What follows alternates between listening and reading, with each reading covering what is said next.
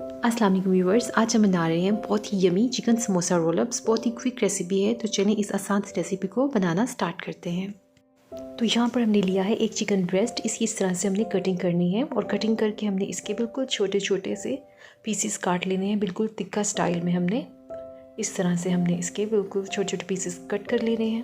तो चलिए ये सब हमने काट लिए हैं और अब हम इनको अलग बाउल में डाल देंगे। और अब हम इसमें 3 टेबलस्पून दही डालेंगे, हाफ़ टी स्पून लहसुन पाउडर, अगर पाउडर नहीं है तो आप पेस्ट भी डाल सकते हैं, 1 टीस्पून चिकन टिक्का मसाला और हाफ़ टी स्पून नमक डालेंगे। नमक आप अपने टेस्ट के मुताबिक डालिएगा। और half tea spoon black pepper add करेंगे और 1 टेबलस्पून सफ़ेद सिरका डालेंगे और इन सबको अच्छे से मिक्स करेंगे। इनको हम तकरीबन आधे घंटे के लिए मैरिनेट करने के लिए रखेंगे। आधे घंटे के बाद अब हम इसे पकाएंगे। तो यहाँ पर हमने लिया है एक पैन, तो इस पैन में मैरिनेटेड चिकन को डालेंगे और साथ ही हम इसमें 1 टेबलस्पून ऑयल डालेंगे और इसको 10 मिनट्स के लिए कवर करके लो टू मीडियम फ्लेम पर पकाएंगे। और इस दौरान थोड़ी देर के बाद हम इसको चमचे की मदद से हिलाएंगे और फिर से इसको कवर करके दोबारा पकने के लिए रख देंगे। चिकन अच्छे से पक चुका है और अब हम इसके पानी को ड्राई करेंगे।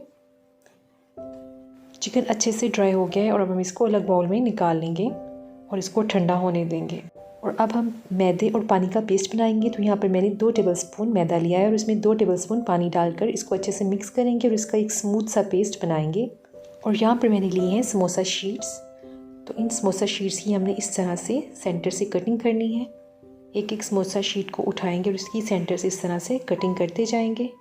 इसी तरीके से हमने बाकी शीट्स की कटिंग कर लेनी है जितनी हमें शीट्स की ज़रूरत हो। और अब हम चिकन को इस समोसा शीट के अंदर रोल करेंगे। इस तरह से हम इसको रख के इस तरह से रोल करते जाएंगे। और यहाँ पर हम मैदे के पेस्ट से समोसा रोल को सील करेंगे इस तरह से। और लास्ट में हम इसके अंदर टूथपिक लगा देंगे इस तरह से।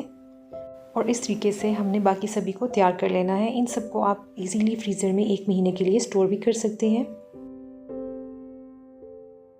और अब हम इनको फ्राई करेंगे। तो यहाँ पर मैंने ऑयल को गर्म कर दिया है और इनमें एक एक करके ये डालते जाएंगे और इनको हम मीडियम फ्लेम पर गोल्डन होने तक अच्छे से फ्राई करेंगे। इनकी साइड्स को टर्न करते रहेंगे। तो चलिए ये अच्छे से फ्राई हो गए हैं और अब हम इनको टिश्यू पेपर पर निकाल लेंगे और सर्व करेंगे।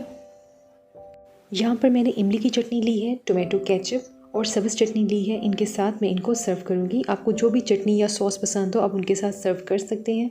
रेसिपी अच्छी लगे तो इसको फ्रेंड्स और फैमिली के साथ शेयर ज़रूर कर दीजिएगा। दुआ में याद रखिएगा और चैनल को सब्सक्राइब करना मत भूलिएगा। अल्लाह हाफ़िज़।